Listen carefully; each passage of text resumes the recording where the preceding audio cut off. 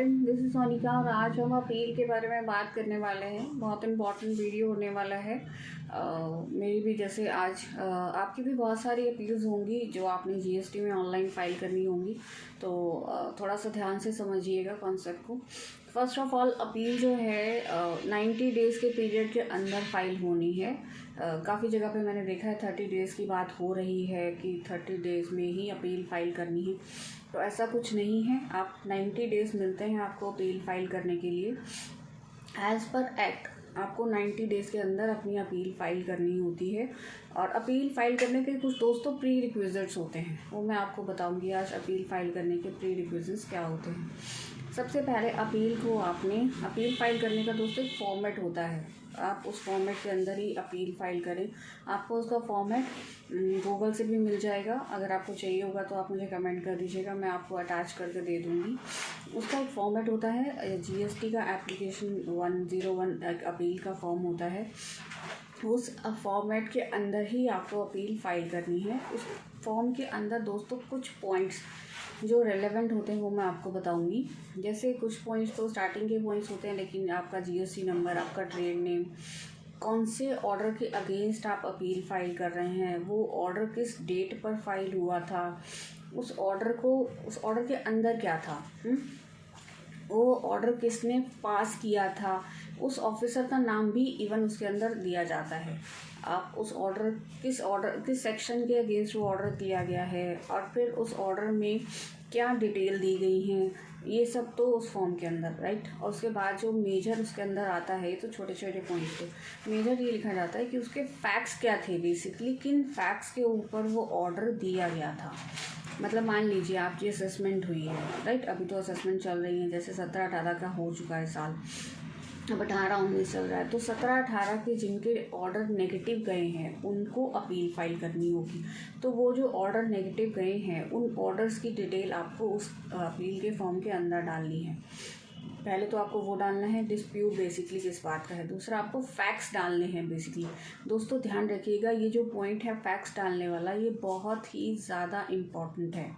आपको फैक्ट्स को इतने अच्छे से तैयार करना है, क्योंकि ये अपील आप कमिश्नर के पास फाइल कर रहे हैं, जो जीएसटी के कमिश्नर हैं, तो आप उनके सामने ये अपील फाइल कर रहे हैं। तो आपके फैक्ट्स बहुत ही अच्छे होने चाहिए, बहुत ही डिटेल्ड होने चाहिए, ताकि वो उसे समझ सके कि आप कहना क्या चाहते हैं, आप अपना पॉइंट क्या रखना चाहते हैं। जैसे मैंने अभी थोड़े दिन पहले एक अपील ड्राफ्ट की थी, मेरे पास अभी भी 5-6 अपील पेंडिंग पड़ी हैं।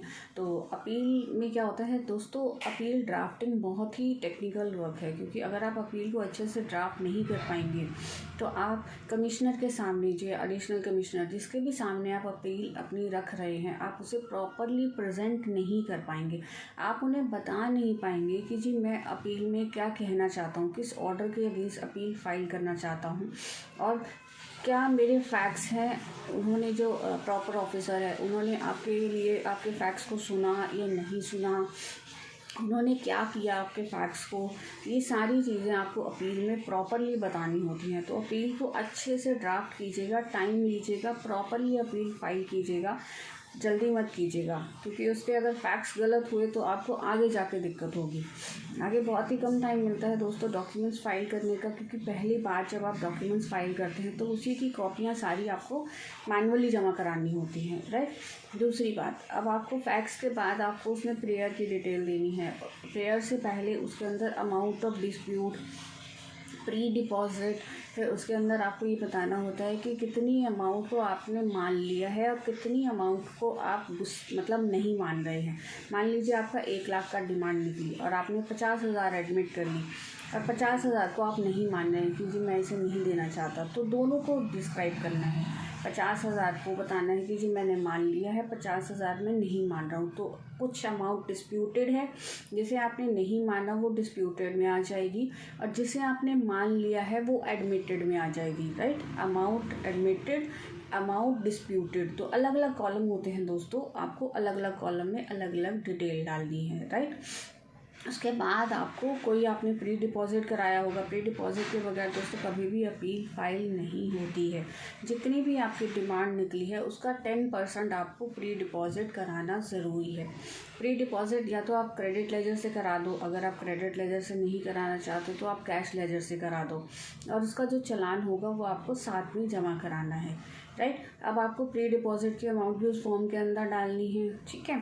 उसके बाद आपको करना है प्रेयर। आप चाहते क्या हैं कमिश्नर से कि आप किस लिए अपील फ़ाइल करना चाहते हैं, आपके फैक्ट्स क्या है, आप क्यों चाहते हैं, आपको सारी चीज़ें उसके अंदर डिस्क्राइब करनी है, राइट। अब उसके साथ आपको उसकी सपोर्टिंग लगानी है। तो हो गया आपका फॉर्म पूरा, राइट। उसके नीचे सारी वेरिफिकेशन है, आपको साइन वाइन करने हैं, अपनी डिटेल शेयर करनी है। उसके साथ आपको सारी अटैचमेंट्स लगानी है, लाइक आपने प्री डिपॉज़िट किया उसका चालान, आपकी जो फैक्ट्स हैं उसके डॉक्यूमेंट्स, आप कुछ भी, आप जो भी देना चाहते हैं, जो भी उन्हें समझाना चाहते हैं कि भी ये मेरे साथ हुआ, या इन्होंने ये नहीं समझ पाए प्रॉफिट ऑफिसर, या फिर कोई चीज़ छूट गई है, ये सारी चीज़ें आपको उसके साथ लगानी है, राइट। जब ये सारी चीज़ें लग जाएंगी देन आप उसको फाइल कीजिएगा ऑनलाइन, ठीक है।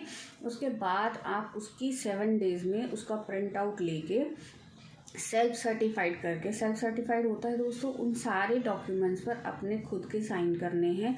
साइन करके उसकी 2 कॉपियाँ, एक तो वार्ड में जमा हो जाएगी, राइट। उसके बाद 2 कॉपियाँ आपके कमिश्नर के पास, जो भी आपका कमिश्नर है या एडिशनल कमिश्नर है उनके पास जाएंगी 2 कॉपीज़, और उसके बाद फिर वो आपकी अपील सबमिटेड मानी जाएगी। तो ये होता है अपील फाइल करने का पूरा प्रोसेस, सो दैट आपको कहीं पे भी कोई दिक्कत ना हो। जब आप अपील फाइल कर देते हो फिर उसके बाद आपको वहाँ से डेट मिलती है कि आपकी हियरिंग किस डेट पर होगी। उस डेट पर आपको ऑनलाइन अपील फाइलिंग करनी है, मतलब आपको हियरिंग ऑनलाइन चाहिए या ऑफलाइन चाहिए, आप उन्हें बताते हैं। वैसे हमेशा ट्राई कीजिएगा ऑफलाइन हियरिंग के लिए, ऑनलाइन हियरिंग के लिए भी बिल्कुल मत ट्राई कीजिएगा। इसमें हमेशा दोस्तों नुकसान होता है। क्या होता है, आप कुछ और मूड में है, सामने वाला कुछ और मूड में है, आप कैसे बताएंगे, वो कैसे उसे इंटरेक्ट करेगा, तो वहाँ आपकी दिक्कत, आपका नुकसान होने का चांस रहता है। इस चीज़ को हमेशा याद रखिएगा। तो आप हमेशा ऑफलाइन हियरिंग ही ट्राई कीजिएगा, ठीक है दोस्तों। आई होप आपको ये पूरा अपील फाइलिंग का प्रोसेस समझ आ गया होगा, लेकिन फिर भी कोई पॉइंट आपको ऐसा लगे कि जो छूट गया है आप मुझे कमेंट करके ज़रूर बताइएगा। तो मिलते हैं हम दोस्तों नेक्स्ट वीडियो में। Thank you.